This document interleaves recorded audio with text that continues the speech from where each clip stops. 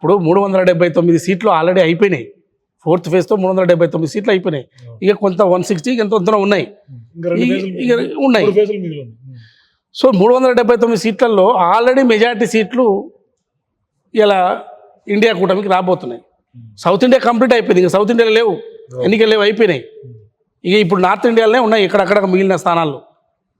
So కాబట్టి ఇవాళ ఈ పరిస్థితులను బట్టి చూస్తే నీకు అటు బీహారు, ఇటు మహారాష్ట్రలో, ఇక మీకు హర్యానాలో సీట్లే రావు, పంజాబ్లో మీరు చూడండి, పంజాబ్లో 0, కేరళలో 0, తమిళనాడులో 0, హర్యానాలో కూడా 0 రాబోతున్నాయి. గిన్ని రాష్ట్రాల్లో 0 వచ్చినాక 400 సీట్లు ఎట్లా వస్తాయి?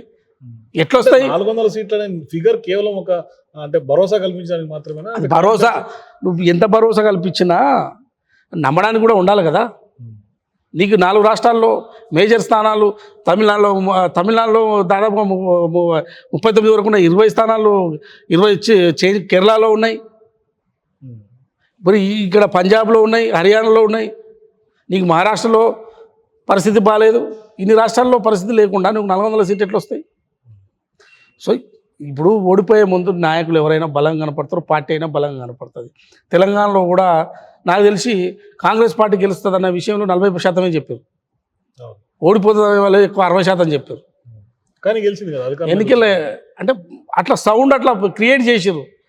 అంటే నో కాంగ్రెస్ ఓటేసేవాడు కూడా కొంచెం కేసీఆర్ గెలుస్తాడేమో అని భయం. అంటే కేసీఆర్ గెలవద్దని ఉంది, కానీ గెలుస్తాడేమో ఒక డౌట్. ఇప్పుడు కూడా దేశంలో అదే పరిస్థితి ఉంది. అరే కొంత మళ్ళీ మోడీకి వస్తాడేమో, సైలెంట్ విప్లవం ఉందా, మోడీ వస్తాడేమో అని ఒక డౌట్. కానీ వాడు వేయడు, మోడీకి ఏమి వేయడు, వాడికి డౌట్ ఉంది. అయినా సరే కానీ ఓటు మాత్రం మోడీకి వేయడు. మోడీ వస్తాడన్న డౌట్ ఉన్నా ఇప్పుడు మోడీకి ఏమో ఓటు వేయడు. సో ఇవాళ ఈ ఎన్నికల ప్యాటర్న్ చూసుకుంటే మొత్తం ఓవరాల్గా రేవంత్ రెడ్డి గారి పాత్ర కూడా కొంత ప్రముఖంగా మాట్లాడు. ఎందుకంటే రిజర్వేషన్ అంశం తెర మీద తీసుకొచ్చి జాతీయ స్థాయిలో ఫోకస్ అయ్యేటట్టుగా తీసుకెళ్ళి బీజేపీని ఇరుకుని పెట్టిన దాంట్లో ప్రధానంగా రేవంత్ రెడ్డి ఇరుకున పెట్టేది ఏం లేదా. వాస్తవం మాట్లాడిండు ముఖ్యమంత్రి రేవంత్ రెడ్డి గారు. దేశంలో ఇది మొత్తం చర్చ జరగడానికి రేవంత్ రెడ్డి గారు ఇది ఒక స్లోగన్గా తీసుకున్నాడు.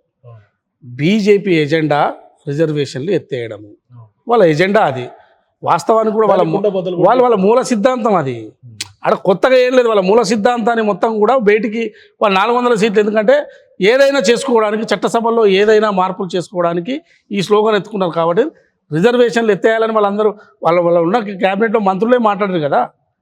అదే విషయాన్ని ఎన్నికల్లో ప్రస్తావించడం జరిగింది. సో ఏదైనప్పటికీ వాళ్ళ ముఖ్యమంత్రి రేవంత్ రెడ్డి గారు ఈ ఇష్యూను జాతీయ స్థాయిలో చర్చ జరగడం అనేది ఇది ఇంపాక్ట్ మొత్తం దేశవ్యాప్తంగా కూడా ఇది పాకింది, పర్కులేట్ అయిపోయింది. సో ఖచ్చితంగా కూడా ఇంపాక్ట్ ఉంటుంది. వాస్తవానికి ఇంపాక్ట్ పడే అవకాశం డెఫినెట్గా. ఇప్పుడు వాళ్ళు ఈ చర్చతో ఉక్కిరిబిక్కిరి అయిపోయారు కదా. నరేంద్ర మోడీ గారు వాళ్ళ ఆర్ఎస్ఎస్ అధినేత బయటకు వచ్చి ప్రెస్ మీట్ పెట్టాల్సిన పరిస్థితి వచ్చింది కదా. కాబట్టి ఈ ఇష్యూ నిజంగానే మనం అనుకున్న ఇంటర్నల్ ఎజెండా బయటకు వచ్చింది కదా అని ఒక ఆందోళన వాళ్ళ లోపల ఉన్నది. సో కాబట్టి ఇట్లాంటి ఇంపాక్ట్స్ అన్నీ కూడా ఇప్పుడు ఇదే కాదు, రకరకాలుగా ఇప్పుడు ఈ 10 సంవత్సరాల్లో నరేంద్ర మోడీ గారు ఏం చేశారనేది ఖచ్చితంగా ప్రజలు రివ్యూ చేసుకుంటారు కదా.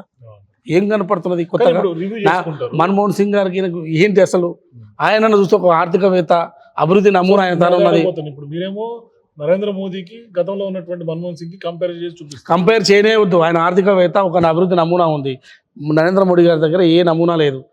ఎక్కడిదక్కడ ఏ రాష్ట్రానికి పోతే ఏ రాష్ట్రానికి పోతే ఆ రాష్ట్రాన్ని ఎజెండా ఏది పడితే అది మాట్లాడు. అక్కడ మతం ఉంటే మతం గురించి మాట్లాడడం, కులం ఉంటే కులం గురించి మాట్లాడడం, ప్రాంతీయ విభేదం ఉంటే విభేదం గురించి మాట్లాడడం, ఈశాన్య రాష్ట్రాలకు పోతే అదో లెక్క అక్కడ ఒకటి మాట్లాడడం, అక్కడ అంత అరాచకాలు జరుగుతున్నా దాని గురించి మౌనంగా ఉండడం. సో ఇట్లాంటి ఎజెండా నరేంద్ర మోడీ గారి దగ్గర ఉంది, కానీ గతంలో ఉన్న ప్రధానమంత్రి మన్మోహన్ సింగ్ గారి దగ్గర లేదు. వాళ్ళు గతంలో తెచ్చిన ప్రభుత్వాలకు కొన్ని ఏం తెచ్చారా అంటే నరేగా తెచ్చినామని చెప్తారు. వాళ్ళు ఏం తెచ్చారా అంటే ఆర్టీఐ తెచ్చినామని చెప్తారు. అసలు ఈ ప్రభుత్వంలో ఏం తెచ్చారా అంటే ఏమున్నాయి చెప్పు. ఒక ఐకానిక్ స్కీమ్ చెప్పండి, ప్రజలకు సంబంధించిన ఒక ఐకానిక్ స్కీమ్ చెప్పండి. ఏదీ లేదు. ఈ 10 సంవత్సరాల్లో భారతీయ జనతా పార్టీ అధికారంలో ఉండి నరేంద్ర మోడీ గారి యొక్క ఐకాన్ అంటే చెప్పుకోదగ్గ ఒక పథకం, ఒక స్కీమ్ చెప్పండి ప్రజలకు సంబంధించి. ఇలా వాళ్ళు గ్రామీణ ఉపాధి పథకం తెచ్చారంటే ఇప్పటికి కూడా అదే పథకం అభివృద్ధి ఒక నమూనాగా కింది స్థాయిలో పేదలకు ఉపయోగపడే విధంగా ఆ పథకం పనిచేస్తుంది. ప్రభుత్వం ఏ విధంగా పనిచేస్తుంది తెలుసుకోవాలని ఒక ట్రాన్స్పరెంట్గా ఉండాలి పాలన, ప్రజలకు తెలియాలి అంటే ఆర్టీఐ కమిషన్ తీసుకొచ్చారు, ఆర్టీఐ చట్టాన్ని తీసుకొచ్చారు. వీళ్ళు ఏం తెచ్చారు చెప్పు?